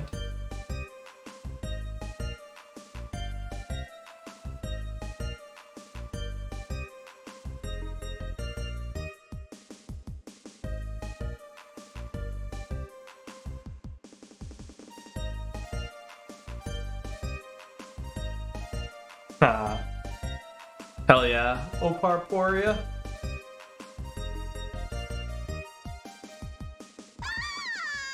You're so good. And then Is that the moment most of you are waiting for, Tower of Death, but Tower of Death actually kind of broke on me, so I actually had to cheat a little bit. If I wanted to submit this to TAS videos, I would not be able to because it broke on me. I had to use a slight save state just to fix it. It was so disappointing because it worked perfectly on my laptop. I uploaded it and re-downloaded it on my PC so that I could have a less laggy version of it, because when I did it on my laptop, it was 2 minutes slower than when I did it on my PC, mainly because of how much lag was going on. And when I brought it over to my PC, for some reason it just broke, and honestly that's just been BizHawk tassing in a nutshell. It's been a disaster as far as just randomly breaking for no reason, and I've had to fix it many times. And so when this happened, I was just kind of like, screw it, and I just ended up save stating it just to fix it, and it worked. So it's a little disappointing, but I'm just happy to have it in one piece, I guess. Yeah, exactly. Huh? Why am I floating? Also, I'm pretty sure you can skip this text box, and I just straight up didn't. The sky scroll activated itself. Just, it goes to show you just how much I was like so over it. But the overall product for Tower of Death came out pretty good. It's pretty slick.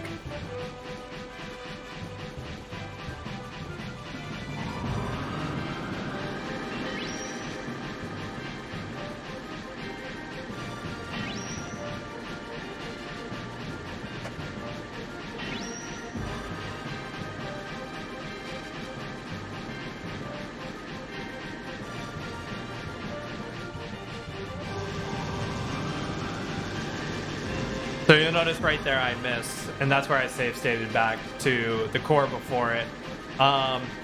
There's just something weird with BizHawk, and this happened to me multiple times on this task, where it would just be exactly one frame off. That's exactly what was supposed to happen, but for some reason, it would delete a frame or something. It was very weird, and I couldn't figure out where, so there was many times where I just straight up had to redo sections because stuff like that would happen. It was very frustrating.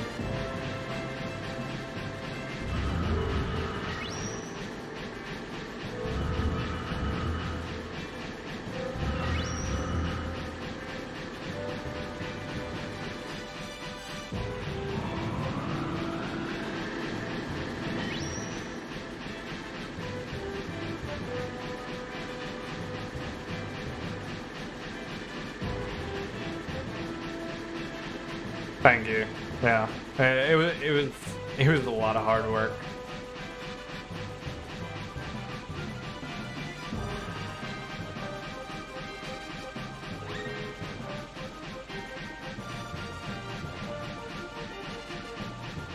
And the last couple eyes.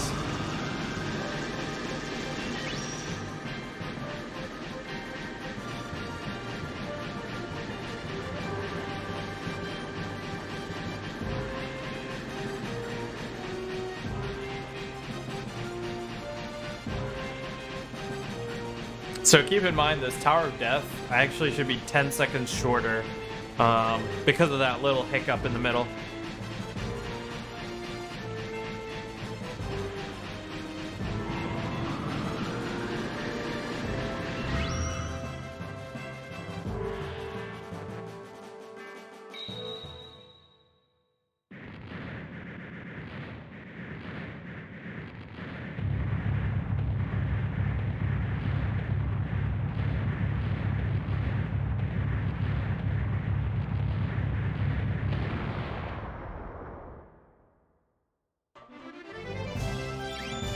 Okay.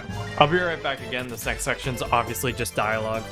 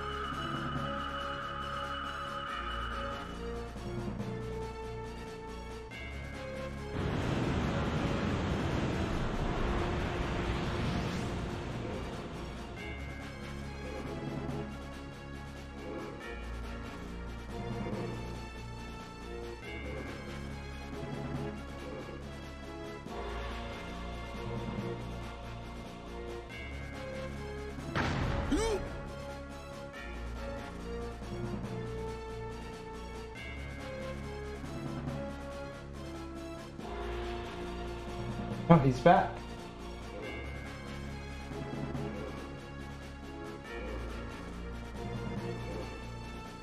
Come here. Oh no, he heard the air fryer. I don't think he actually likes the air fryer. Is it the third TAS you and Ethan have watched today? Holy shit. Who asked?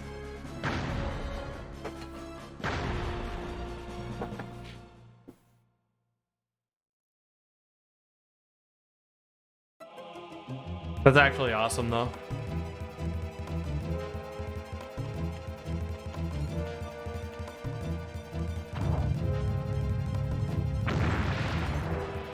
Come here.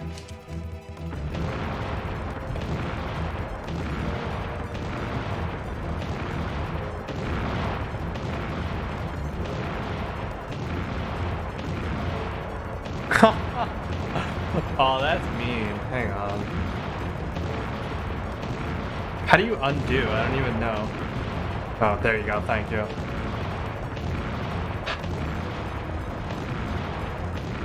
Oh, are you power?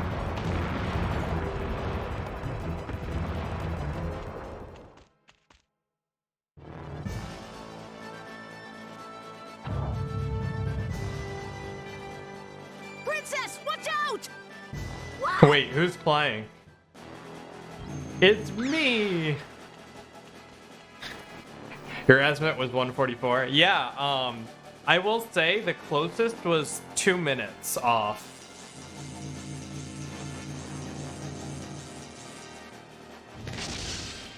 Hang on. I could tell you what you had. You were actually a 142 power. So actually, no, you were not close. But there were two people that were very close to each other that are the closest out of anybody.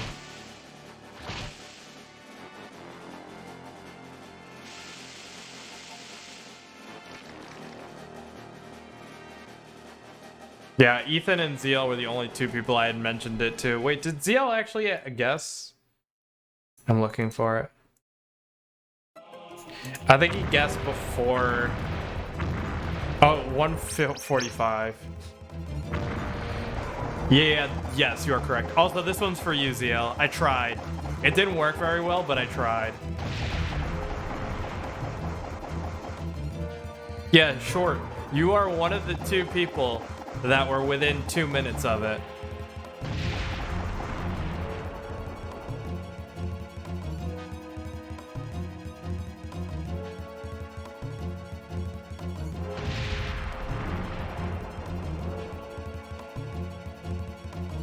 Well, his updated guess was a little bit more accurate. So I'm gonna let you know right now. It's between you and Proto, actually. I know who was the closer, but I'll let you guys find out very soon.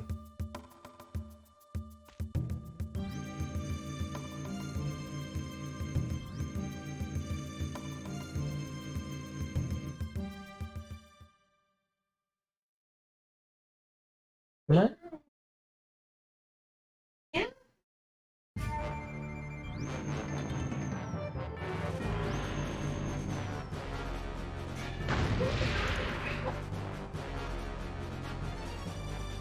Where are we gonna go?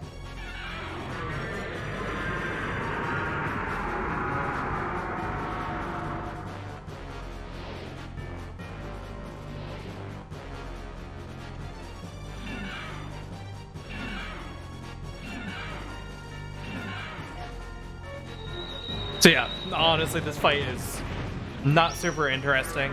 Just hitting everything on the first possible frame. Dark Illuminate 3 is kind of interesting, not for what happens, but what could happen. Like in the future. I actually think it's possible.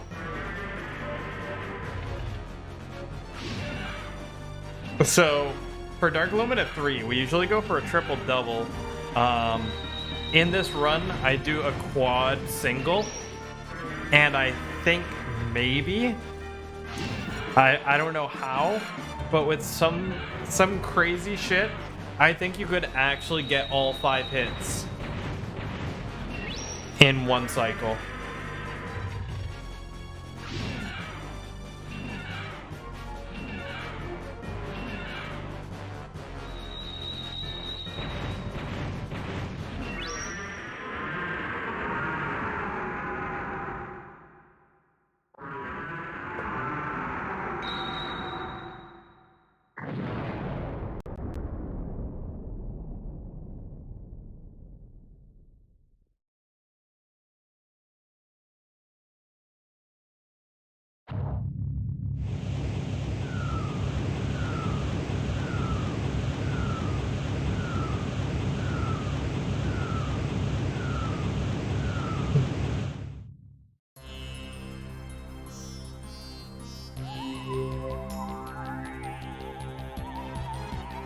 Yes, absolutely. It would be TAS only.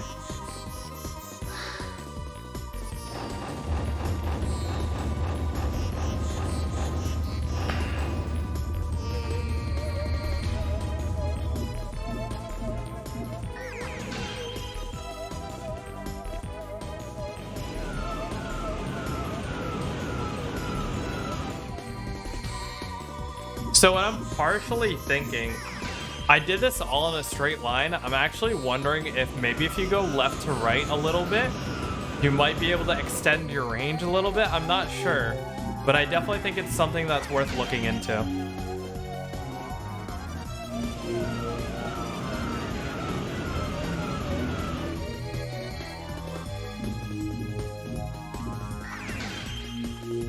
Like, right here, I don't go for it, but I tried it right from the edge, and it's just barely too close, I think.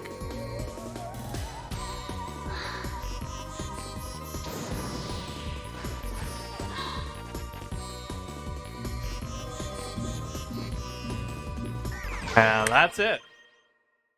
So 147.39.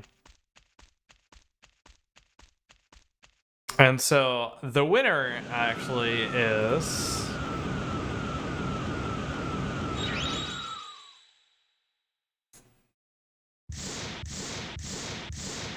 make sure that's the right card. Hang on.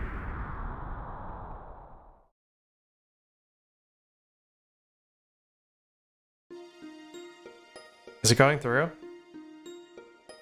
I don't actually think it's going through.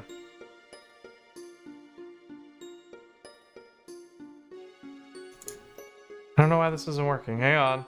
Please hold. I'm gonna have to re-put this in.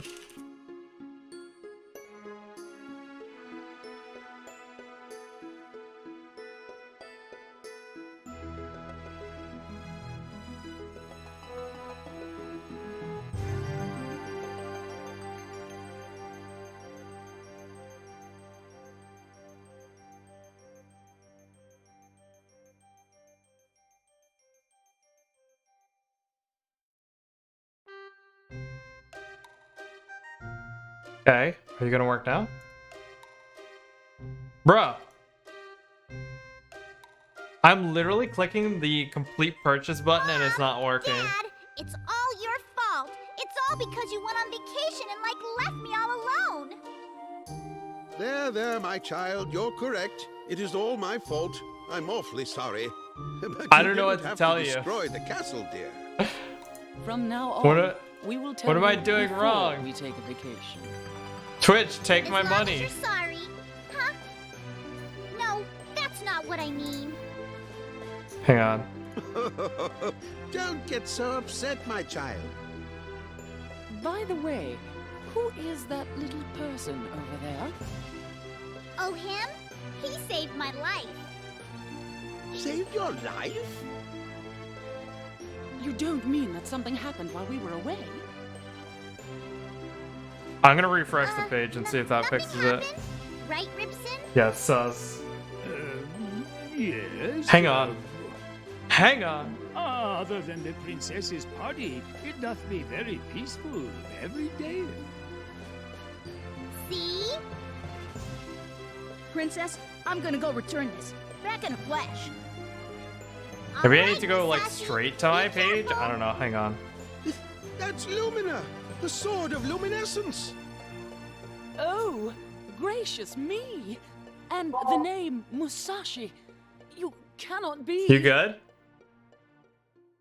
I'm the legendary brave Fencer Musashi. How's it going, old man? Gift one. Give to a specific viewer.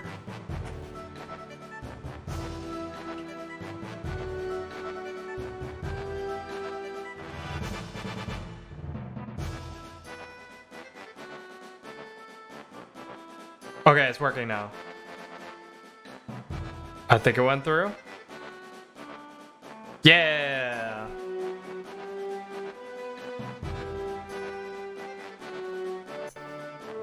So, for the record, you had a 149.34. Proto had... Hang on, I'm looking for it. A 149.59. So you were on the faster end. But yeah, it was a 147.39. Kind of interesting. So here are some of the guesses. So 142.41. We got a 149.34, 149.59 was you two guys. Someone guessed a 315.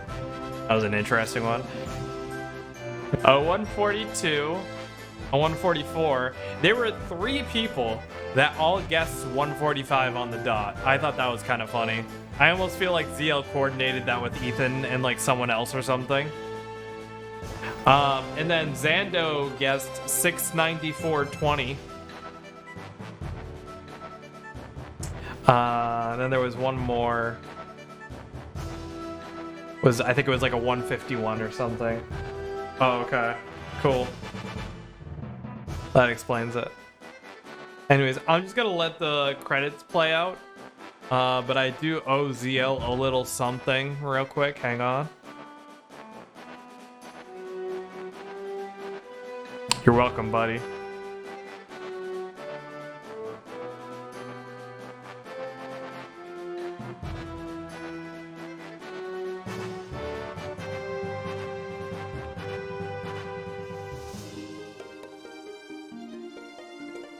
But yeah, I'm just gonna let the credits play out and show you like the in-game time because we like to time it, even though that's kind of irrelevant, but just that way you guys see.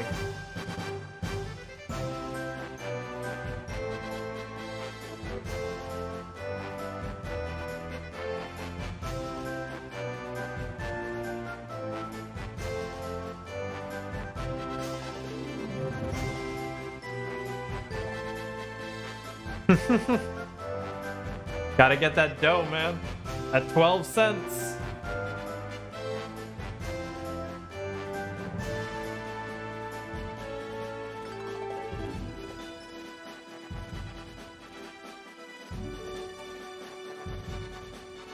But yeah, I don't know what I'm gonna do next, to be honest. This was a fun project, a really long project. I'll definitely take a break from TASing for quite some time. Maybe we'll come back to speedrunning BFM normally. I don't know. We'll see. It's kind of weird being in my own house again. Or again, for the first time. Like, I've been doing a lot of stuff around the house. So I feel like I'll be streaming less, but maybe like I'll come back more once everything's kind of settled down. I'm just kind of enjoying doing things around the house right now. Spending time with my to-be wife. Did you add MSL as an auto thing? Yes, I did. But yes, you are correct. I am going to play that. That was not going to be a one and done. Don't you worry. I'm going to figure out the lighting issue, and then we'll continue playing that one. Yes, that is a good point. The glitchless any % race is coming up near the end of this month. That's in 1 week, right? I forget the day. But anyways, that is the end of what I have to show you guys. I hope you guys enjoyed. Thank you guys for hanging out. I'm going to export this as a YouTube video, but also